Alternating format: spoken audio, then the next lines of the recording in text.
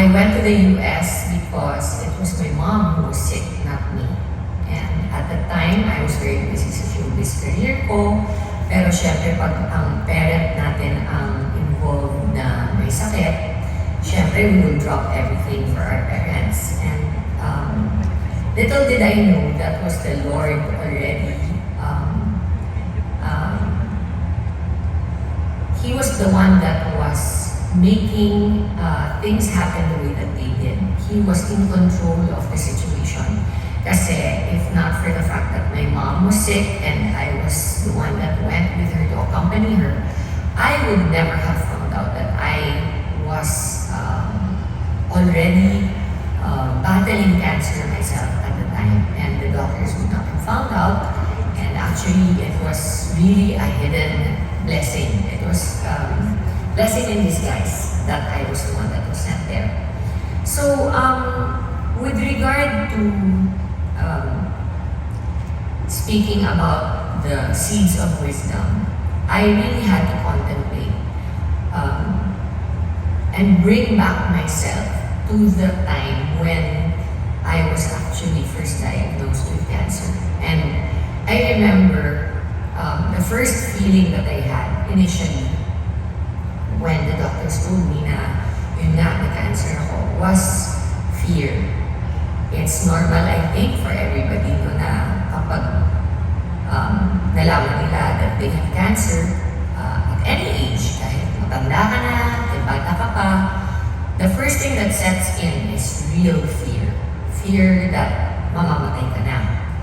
Fear, and of course, doubt that you will have much longer to live. And when fear sets in, the most difficult thing to do is really to try to control your mind. Kasi once fear sets in, and this is what I always tell my kids, no, is the biggest problem with fear is that it can actually cause your heart to stop. Fear is so debilitating that you can actually die from a heart attack and not from what you're actually faced with. And the things that I'm going to share tonight, they don't, from my perspective, ang ikikwento ko, yung my own personal experience and my own personal journey through my cancer journey, but it can be applied in any walk of, in any situation in the walk of life. So, getting back to my number one, it's fear. Of course, the fear when the doctors told me that I had cancer. The wisdom that I can impart with you in hindsight is that fear is really from the devil. Fear is not from God. God does not instill fear. And fear is a lie. Because most of the time, yung kinakatakutan natin, it's all in the mind. Pagka nandun na tayo at hinarap na natin yung fear na yun, lumiliit yung fear. It is really something that you will never realize until you're already actually facing your biggest, darkest fears. What comes with fear? Doubt, self-doubt, doubt sa mga taong nakapaligid sa'yo, doubt sa dapat mong paniwalaan, pero syempre, di ba, ang daming nega or ang daming nagsasabi na di mo kakayanin yan. More than other people, sometimes ang biggest critic mo or the biggest negativity comes from yourself. Kasi I remember the time when I was telling myself na, you're gonna die. Wala na. This is it. Diba? Even though my doctors were telling me that, there's a way, you just have to believe, you have to fight it, you just have to do the protocol and the things that we're telling you to do, and chances of breast cancer survival is quite high, basta gawin mo yung chemo and everything. But there's a voice inside of us that really sometimes speaks negatively within ourselves. And that for me is the number one lesson, the wisdom that I would like to impart with you all tonight is that is the voice that you have to, with all your power, you have to stop it. Do not listen to that voice because in every situation in life, you will always have self-doubt. You will always have fear. And kailangan talaga sabihin mo sa sarili mo, every day, i-build up mo yung belief mo sa sarili mo. I-build up mo yung tiwala mo kay God. Yun. And yun ang pakinggan mo. Huwag yung mga fear. That's the first thing that I wanted to share. That's the first seed of wisdom. Okay, so next, number 2, the number one way to fight fear, especially in my case at the time, was to learn about what I was facing. So number 2, guys, my number 2 seed of wisdom is knowledge. Of course, with knowledge comes power, and knowledge comes from knowing what you are facing. For me, it was studying ano yung sakit ko, ano yung mga dapat kong gawin, ano yung mga pwede kong gawin. Diyan, syempre, pumasok ang ating amazing Marley. All of those things were things that it was a form of taking back control of the fear that the devil was trying to make me believe. So once you have knowledge, of course, knowledge, the number one, most important thing to know is from knowledge is anak ka ng Diyos. Kasi once alam mo na anak ka ng Diyos, you have that power now because you're a child of God. And once you know that and you believe that knowledge will now give you the courage to face everything that you need to face, be it trials, be it disappointments, be it sickness, be it everything basically that all the trials in this world, once you know who you are in Christ and you know the promises the Lord has for you, that's the beginning, because if you know who you are in Him, you know what He wants for you.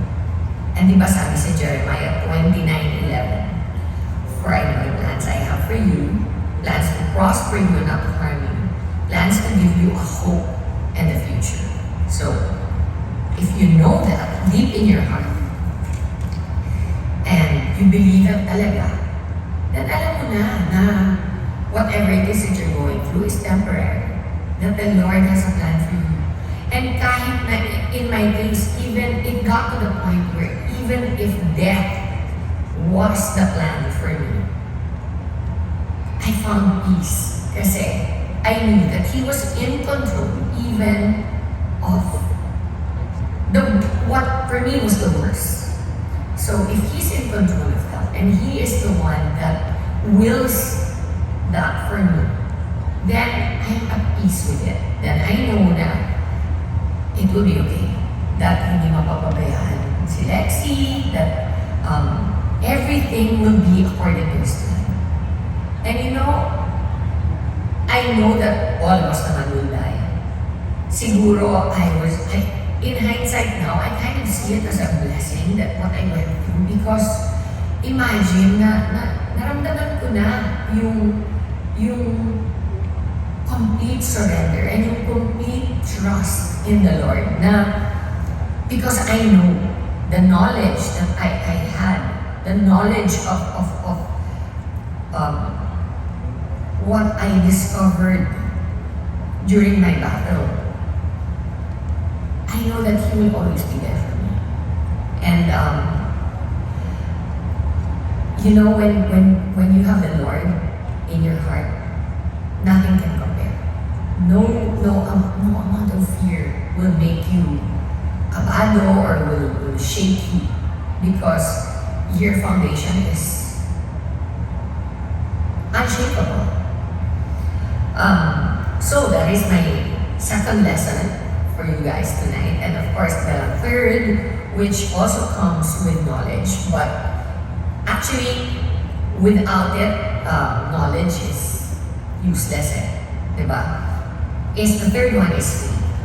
Faith in knowing who you are in Christ. Knowing that knowing who you are and knowing that you can put your faith in something and someone greater than yourself. And that is God. And I remember one of my favorite verses during the time that I was sick was I would always remind myself na kahit na ano ba yung sinasabi ng mga doktor or yung mga nababasa ko sa Google or yung mga nababasa ko sa mga libro na ang baba ng chance of survival or mga ganyan, especially for someone so young as me at the time.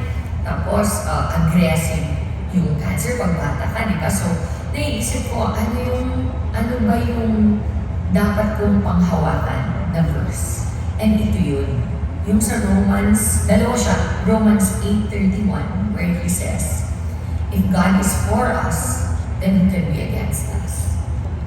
Kahit na ano pang gawin ng kalaban, kapag nasa side mo si Lord, panalo ka na eh. Kahit ano pa yung outcome, panalo ka. And the other one is Isaiah 54:17. No weapon formed against you will prosper. That means kahit ano pang weapon ang finorm ng kalaban natin sa mundo, a lot of our battles are spiritual battles, and a lot of those are fought in the spirit, in your mind, diba? And between demons and angels.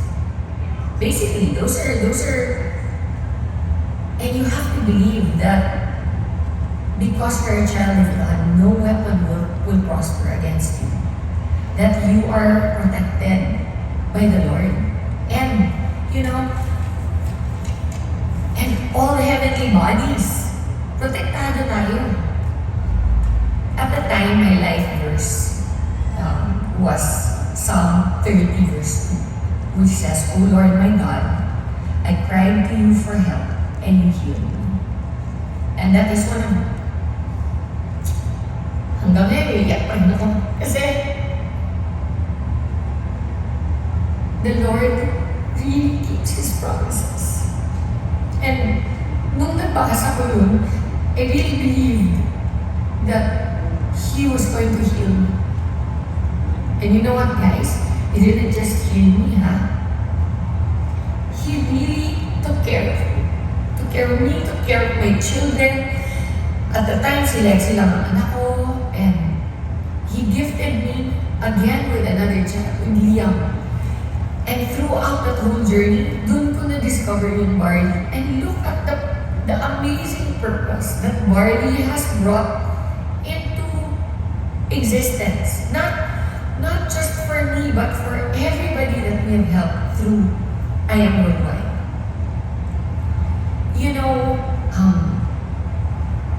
There's so much more I can say and I can share. But truly, I don't want to take up too much time. I know marami pa kayong lessons na mag-pick up to me through press, through GM, through ICA. I'm sure there's so many of you pa who have so much to share.